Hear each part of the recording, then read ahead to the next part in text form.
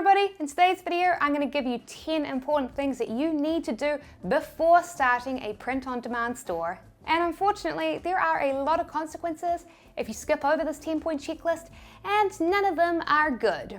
Some of these can lose you money from advertising campaigns that were doomed to fail from the start. Some of them can cause you massive headaches from customer service issues, and some of these can unfortunately even result in your advertising campaigns and your stores getting shut down. Plus, in this video, I'm also going to be answering some of the most common questions that I get asked about print on demand. And no, this video is not your usual, oh, don't forget that you've got to have your designs on a transparent background. Nope, I wanted to go beyond that and talk about some of the important aspects of print on demand that are often not talked about. So some of the things on this list may surprise you. So with that out of the way, let's talk about the first one. 1. Only add a maximum of 5 color variations to your product. I'll tell you now, one of my absolute biggest pet peeves is coming to a print-on-demand store a subscriber submitted to me to review and seeing that they have added 10 plus colored t-shirt options to their store.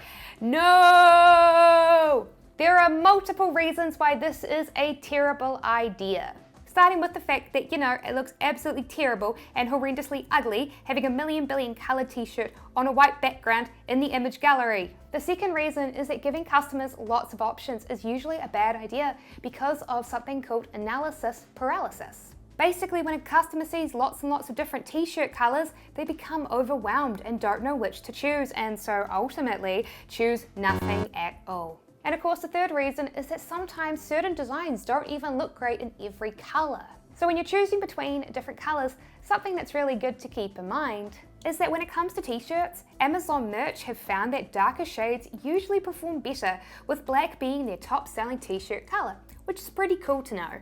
2. Check your print provider options before selling internationally. So here is a common misconception that I see a lot of people make. They think that when they buy a shirt like this from Printify, that it's Printify that are making it, but often this isn't true. Instead, print-on-demand services like Printify often contract out to third-party suppliers and manufacturers. With Printful, they will automatically choose which manufacturer will create the item for you based on what country your customer is located at. But Printify don't let you do this. Instead, they make you choose. When you come to a product you want to sell, be sure to scroll down and check out your different options. As you can see, each of these providers has different pricing, and some offer more color options for their t-shirts than others, and they have different production times. And importantly, some are based in different countries. So for example, if you were mostly serving Europe, then usually Textile Druck Europea would be the supplier you'd choose if you didn't need a color variation that only T-Shirt and Sons creates. And if you were selling predominantly to the USA, then obviously you would want to come and choose between these suppliers. For most people, they're probably going to want to choose the Dream Junction since it has a great color selection, a fast turnaround time, and it's the cheapest. 3. Make sure that you have a credit card or money set aside before you start a store. So another common question that I get asked is this. Sarah, I've added a pillow I've made with Printful to my store. If a customer buys it, who pays Printful for the item? Me or the customer?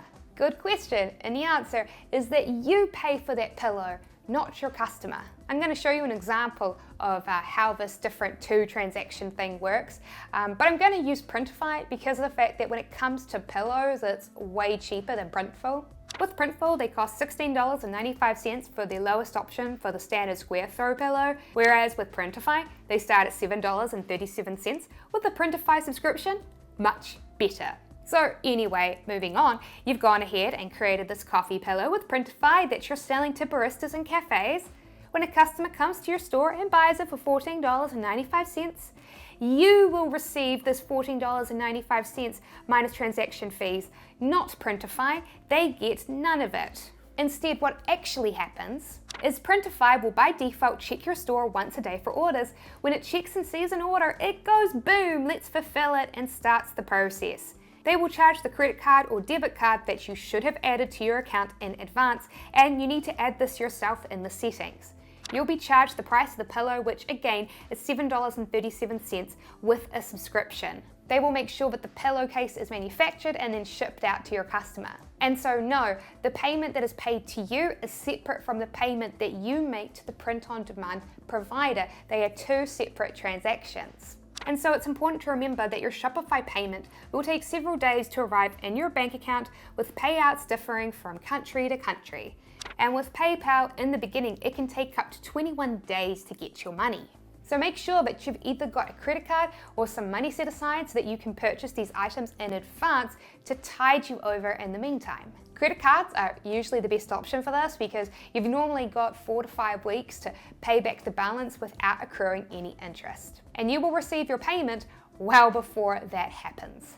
4, check if your written phrase is trademarked and avoid copyrights. So there are 2 other common questions that I often get asked. The first is this: Sarah, how do I know if a design is copyrighted before I use it or not? SOS, please help. Okay, so to help me answer this question, I actually found a t-shirt that features that phrase that is being sold online. Here is a t-shirt currently selling on Amazon featuring this design. And so you see it and you think, that's cool. I'd like to sell a t-shirt like this as well. But wait, is it copyrighted? How do I check? I know that I can do a search for trademarks, but how do I do a search for copyrights? How do I know that this is copyrighted? Well, the answer is that you don't need to check. Because by default in law, the moment a piece of artwork is created, it is by default copyrighted. So yes, we know without checking anything that this t-shirt design is indeed copyrighted. Womp womp. But what you can do is use this design for inspiration and to make your own version of it. And so I went to Canva and I made my own quick design. Now, no, this is not the world's best design ever. Don't judge me. There is a reason I hire people to do my graphic designs for me, but I just wanted to create a quick one as an example, so that I could show you that absolutely 100% legally I can now take this different take on that design and sell it on a t-shirt. This t-shirt design here, while featuring the same words, is visually different, and that's what's copyrighted: the visual style, the art. And something that's good to keep in mind is that small phrases like "world's best rabbit dad" cannot be copyrighted. So yes, even though this design is copyrighted, as long as you redesign it in your own style, then that's absolutely fine. But while small phrases like "world's best rabbit dad" cannot be copyrighted, they can be trademarked. Which leads me to the second question I'm often asked: Sarah, how do I know if a phrase is trademarked? It's a good question, but I've pretty much spoiled the answer already in this video. Basically, when it comes to trademark phrases, they are very easy to do a search for. Alright, so you've seen this t-shirt is selling well on eBay, which it is, and now you want to make your own version of it too. How do you know if someone has trademarked the phrase "Freddie says relax"? Well, it's actually quite simple. Each country has its own trademark search engine.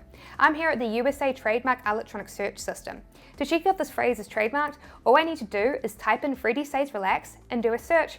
And when we do that, we will find that nope, we get nothing, no results. This phrase has never been trademarked. Now let's compare what would happen if I instead came back and typed in the phrase "let's get ready to rumble," an extremely famous phrase that most of us will have heard. If we type that in, take a look, we see lots of trademarks. Something to keep in mind though is that unlike with copyrights, which most countries have agreed to protect by default, trademarks must instead be filed in each and every country. And so for example, just because something is trademarked in the USA doesn't mean that it would also be trademarked here in New Zealand. For example, many moons ago, Paris Hilton famously trademarked the phrase "that's hot" to use on alcohol and clothing merch. Well, if we go back to the USA trademark search, we can find that old trademark, "that's hot." It's now dead and has now been abandoned, but we can see that it once used to be active and had been filed by her. Whereas if we come to the New Zealand trademark search and look for that phrase, "that's hot," we will not find any trademark at all. Lots of trademarks featuring the word "that," but not "that's hot." And so here in New Zealand, anyone could have used that phrase. And by the way, if you are enjoying this video and would like even more free education on how to start your own print-on-demand store, then you should be sure to download our free ebook, The 6 Steps that Six-Figure Online Stores Use to Make Over $10,000 a Month. You'll learn how to utilize print-on-demand and dropshipping to build a successful online store. And you will find a link to download that ebook in the video description below. 5. Have lifestyle photos for your products, not just generic mock-ups. Okay, so when you go ahead and you create a product with a print-on-demand service, you usually get a picture to help you promote your product, right? Just one problem. These simple mock-up photos of a product on a plain white background are terrible when used for advertising. Yes, if you want to run ads to sell your products, then lifestyle images are key. Well, maybe not this one. My good friend and print-on-demand millionaire, Michael Shea, very much believes that the reason why he was able to make $100,000 with this one design was because he used this amazing lifestyle image in his ads. And I agree. Luckily though, you can replicate Michael's success by creating your own lifestyle images without having to order your products in advance and take your own photos, thanks to an amazing service called Placeit. With Placeit, you can take artwork designs and place them onto lifestyle ads that feature models. And they don't just have to be t-shirt images. They have lifestyle photos for print-on-demand mugs, and they have lifestyle photos for different types of tote bags, and they have lifestyle photos for pillows. And would you believe, they've even recently added photos of hooded blankets due to popular demand. Using it is really simple. Let's say I was selling this t-shirt from Printify. Well, what I would do is I would come to Placeit and choose which t-shirt that I wanted.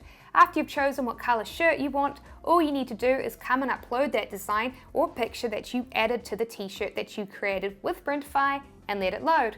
Once loaded, you can resize it and place it roughly in the same position as the t-shirt you made with Printify. Placeit will now generate a lifestyle for you that is awesome to use in advertising. This picture here is absolutely 99.99999% of the time going to convert infinitely better than the generic product on white background photo Printify spits out for you. And here's another important tip when you are choosing which photos to use with Placeit. If possible, it's a great idea to find a picture featuring something related to your design. On Placeit, you can use the search filters on the left to look up specific types of photos. So for this one, I used the pet filter and searched through the different photos featuring people with their pet dogs. By having a corgi featured in my image ad that, well, has a corgi t-shirt, it is extremely effective and engaging. Considering that it costs just $14 a month for a Placeit subscription, I think that either that or something very similar is an absolute no-brainer for print-on-demand stores. And I'll have a link to how you can get it in the video description below. 6. Don't just opt for selling t-shirts. Now, look, don't get me wrong. Obviously, t-shirts can make you a lot of money. Yeah, so they're still good, but they aren't the only type of print-on-demand products out there, especially if you're selling in your own store. For example, leggings can sell for massive markups because their value is ambiguous. The reason why they are ambiguous is because while you could go to your local mall and potentially find t-shirts that feature dogs on it, you are extremely unlikely to find anything similar when it comes to leggings. And so when a pug mother sees her beloved on leggings, she is incredibly unlikely to have ever seen anything like this before. It is extremely unique and original. Pricing is ambiguous. Now let me ask you a question. How much do you think this cool steampunk hat here is worth? For most of you, you're probably going to answer, I don't really know. You don't know because for most of you, you've never seen anything like this before. And as scientific studies have shown, the way that most of us decide how much something is worth is through price anchoring. It's by looking at other similar products and then seeing what they sell for. And so when you go and advertise the pug mother, this cool hooded blanket as an upsell, she's likely never seen it before. And so you have a lot more flexibility with setting your price. 7. Check to see if your design can be printed onto a different product. This reminds me of how in this video, Michael and I chatted about repurposing designs. You see, when a customer buys this t-shirt from him, do you know what other product he offers them to buy? This. A mug featuring basically the exact same design. This is usually the easiest way to create effective upsells with print on demand by taking the same design and then printing it onto another product. Unfortunately, not all types of designs work on all types of products. The single image design here, it looks great on a t-shirt, but it doesn't really work when it's printed onto leggings, does it? So something that's good to keep in mind is that designs that are patterns like this print really well onto pillowcases and onto blankets and onto leggings and even onto tote bags. Whereas this sort of single image design may not work so well in leggings, but it obviously works really well when printed onto t-shirts or onto hoodies, plus they work with mugs as well. And here's a tip for increasing conversions with upsells. Placeit have a new feature where some of their models feature both a t-shirt and a mug in the same picture. That way you can upload either the same design or a slightly different design for each. And then use this image when upselling the customer to see a mug after they bought the t-shirt. You bought the t-shirt, now buy the mug as well. And by the way, if you have learned something from this video and you would like to learn even more about starting your own successful online store, then you should be sure to subscribe and click that little notification bell so that you don't miss out on any of our videos. 8. Add scarcity, but not to every product. Scarcity can be a very effective way to get customers to buying now in the moment for fear of missing out. One of my favorite tactics in a Facebook ad is to say that you've got a sale on, but only until stocks last. And to then add a product inventory bar to your product listing, showing that stock is low and that it will sell out soon. However, this kind of gets ruined if your customer starts clicking on other items in your store and sees, hey, all of these items are on sale and they all seem to almost be out of stock. This seems a little suspicious. Maybe these items, they're not actually on sale at all. And maybe the store is just trying to trick me into thinking that they are. So if your item has maybe 20 items in it, consider having about 3 or 4 that are on sale and that have scarcity timers, and not have every item in your store almost be out of stock.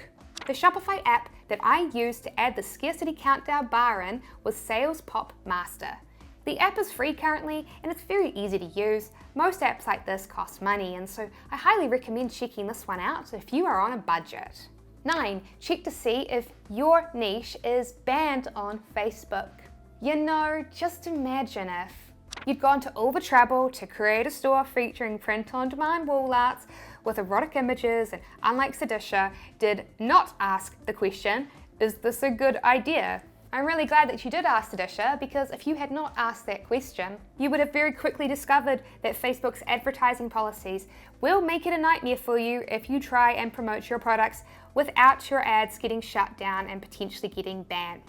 You would have discovered quickly that Facebook's advertising policies will make it a nightmare for you to try and promote your products without getting your ads shut down and potentially getting you banned, thanks to such broad policies like activities must not be overly suggestive. What does that even mean? I'll tell you what that means. Facebook has a lot of discretion to shut down any adult product ads that they do not like. And so honestly, this is a niche I'd recommend that you avoid, Sedisha. Now obviously, Facebook ads aren't the only way to create products, but frankly, they are one of the best ways, and so it'd be quite a shame if you went to all this effort to create these great products and create this great store and then not be able to advertise your products on there. So go through Facebook's advertising policies. Be sure to take a look at what types of niches and products are outright prohibited and what types of niches and products are restricted.